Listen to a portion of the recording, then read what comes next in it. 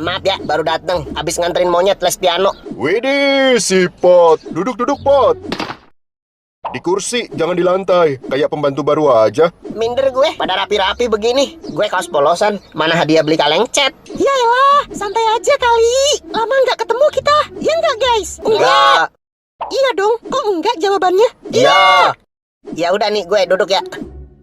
Kayak yang gue bilang, gue gimana ya? Diterima apa enggak tawaran itu? Ngobrolin apa nih? Gue ketinggalan. Budi nih, ditawarin naik jabatan.